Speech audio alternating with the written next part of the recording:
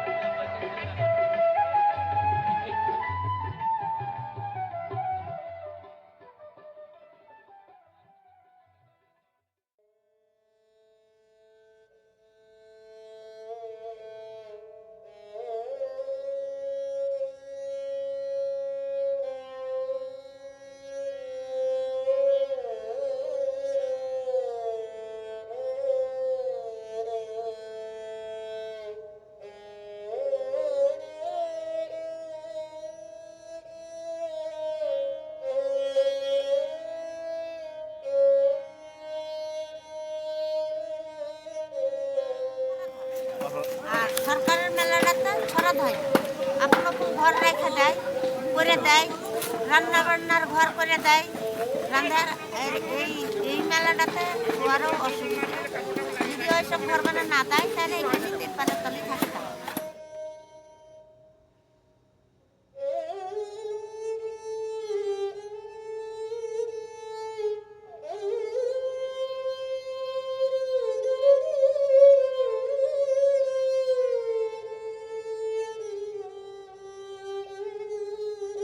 এখন কী করবো, আমার কোনো শুনবে? আমাদের তো শুনবে। হাইকোর্ট যদি রায় দেয়, উনি অভিজ্ঞ লোক, আইন বিশেষজ্ঞ, আমাদের তাদের কি আমরা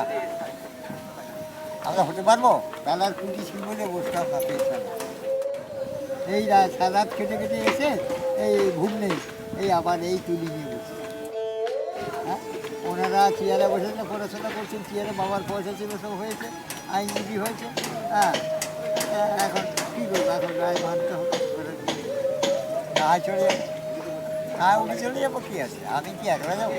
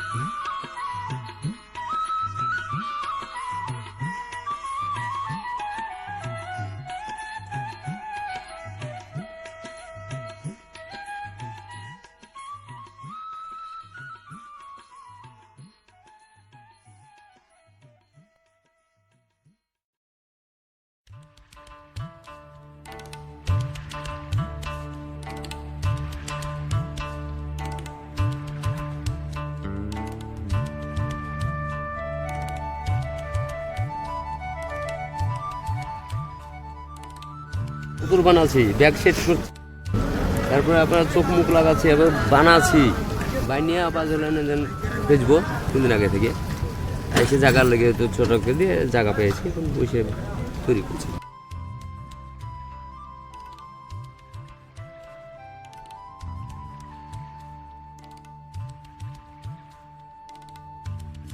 না আনন্দ মানে কি, মানে দেশ বিদেশের লোকের সঙ্গে একটু পরিচয়, হ্যাঁ দুটো কথাবার্তা, বা আমার মালপত্র যে ঘরে নিয়ে যাচ্ছে, জাপান যাচ্ছে, চাকরি বাকরি পাইনি, সাহায্য করে এই করে।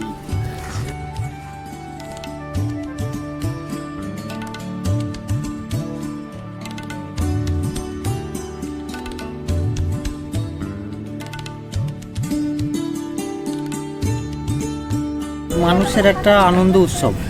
শান্তিনিকেতনের যে রবীন্দ্রনাথ ঠাকুরের যে একটা ঐতিহ্য জায়গা, এটা কিন্তু খুব সুন্দর জায়গা। এটা হচ্ছে পৌষ মেলা প্রথম আমাদের ভালো লাগে। কাজটা বলতে আমরা ধরুন এই জলটা সব কিছু নিয়ে এলাম, এবার ধরুন আমরা রেডি করেছি। এখন তো এমনি জনসাধারণ কম আছে, ওখানে স্টলের যে লোকরা তারা হচ্ছে যে একটু চাটা খায়।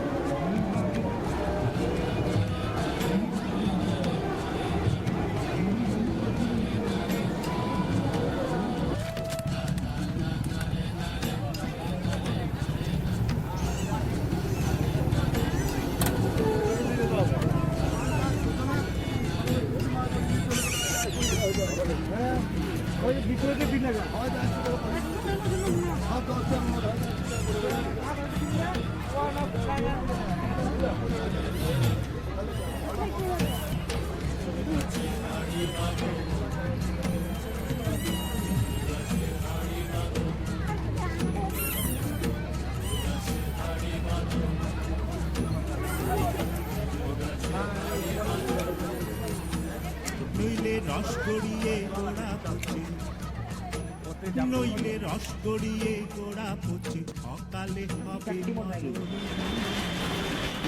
আসুন তাড়াতাড়ি, আসুন তাড়াতাড়ি, আসুন।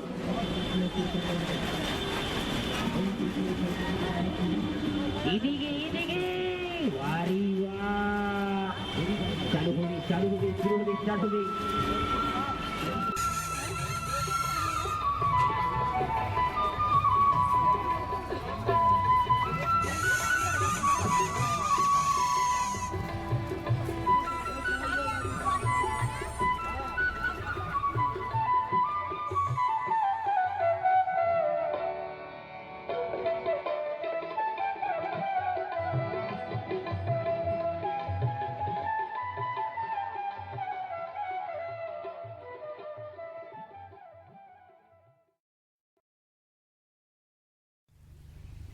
গ্রামীণ মেলার ধারণাটা আজকের নয়, অনেক দিনের, এবং মেলা বলতে আমরা গ্রামীণ মেলাই বুঝি।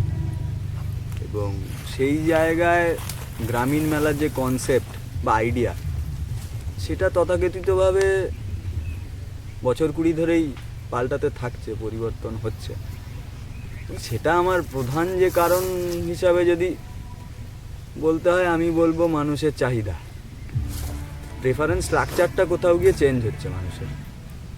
এবং যদি অর্থনীতির ভাষায় ভাবতে হয়, চাহিদাটা কোনো না কোনোভাবে যোগানের ওপরই সীমাবদ্ধ, মানে যোগানের ওপরই নির্ভরশীল। আবার উল্টোটাও ঠিক।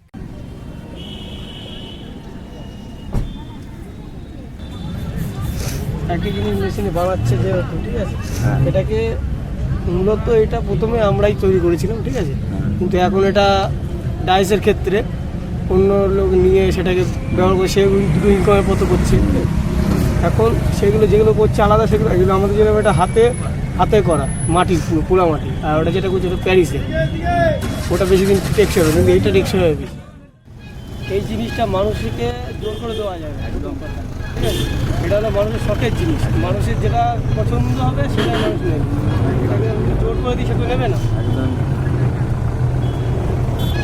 মানুষের পছন্দের উপরে এগুলো বিক্রি, মানে মানুষের চাহিদাটা বদলাচ্ছে আস্তে আস্তে।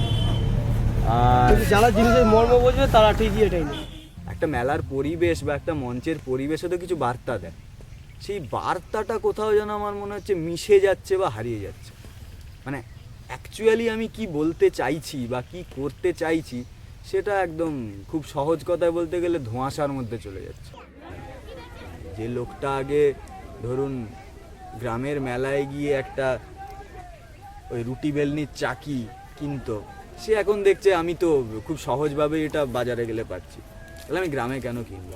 আমার খুব ব্যক্তিগত মনে পড়ে ছোটোবেলায়, আমি যখন খুব ছোটো ছিলাম আমাদের চড়কের মেলা হতো, সেই চড়কের মেলায় গিয়ে ছোটো ছোটো ঠাকুরের মূর্তি বা বিভিন্ন ওই শোপিস যেটা একদম মাটি দিয়ে বানানো এবং গ্রামের লোকরাই বানাতো, সেগুলো বিক্রি হতো। এখন বিক্রি হয় না বলবো না, বিক্রি হচ্ছে, কিন্তু সেটা একটা ওই পেশাগত স্পেশালাইজেশন হচ্ছে এবং সেই সব লোকরাই আসছে। আগে কারা আসতো? আগে যারা আসতো চাষবাস করে, ওই সময়টা তারা জানে চড়কের মেলা হবে, তো ওইখানে মাটির মূর্তি ওইটা একটা তাদের ইনক্রিমেন্টাল ইনকাম। হ্যাঁ, সেই জায়গাটা এখন নেই। কারা আসছে? ধরুন যারা সারা বছর ধরে এই সরস্বতী ঠাকুর বানাচ্ছে, দুর্গা ঠাকুর বানাচ্ছে, তারাই কোথাও গিয়ে এখানে আসছে এবং মানুষ সেটা চাইছে যে আমি কেন এই পেশাগত স্পেশালাইজেশনের যুগে আমি কেন যে লোকটা চাষবাস করে সেই লোকটা মাটির মূর্তি বানাচ্ছে তার কাছে আমি কেন কিনবো? আমি কিনবো না। আমার নিরেট জিনিসটা চাই, যে জিনিসটা আমি ভাই টাকা দিয়ে কিনবো এবং তাতে কোনো খুঁত যাতে না থাকে। হ্যান্ডমেড মাল বিক্রি করা তো বেশি সব দিক থেকে সুবিধা হয়, আর হ্যান্ডমেড যেটা হয় ওটা জিনিসও ভালো হয়, কোয়ালিটিও দিক থেকে ভালো হয় হ্যান্ডমেড। কিন্তু এখন মানুষ অন্যদিকে চলে যাচ্ছে, আর আমরা তো ব্যবসায়ী শিল্পী, আমরা এবার আমাদের তো কিছু করে খেতে হবে। এবার কাস্টমার চাইছে কম দামে মাল, তো আমরা তো দিতে পারবো না, সেই জন্য সেই ক্ষেত্রে আমাদের মেজারমেন্ট রাখতে হবে।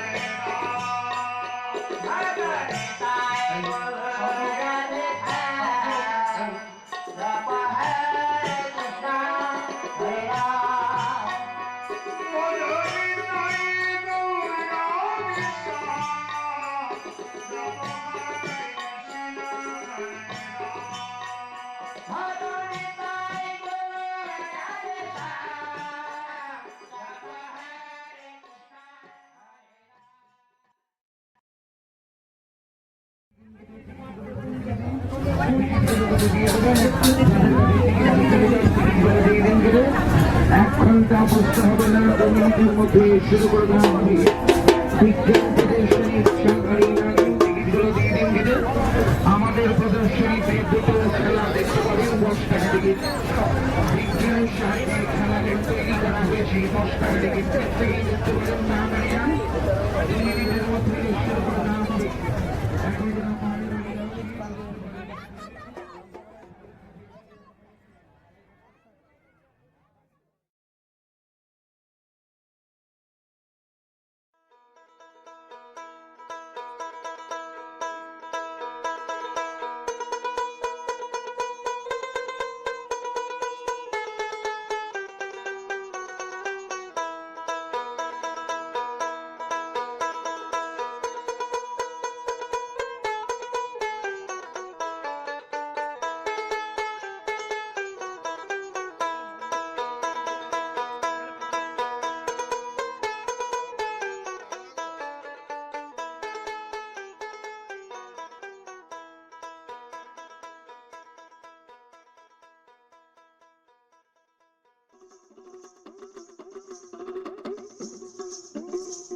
বলি আশানন্দ কয় গুরুকে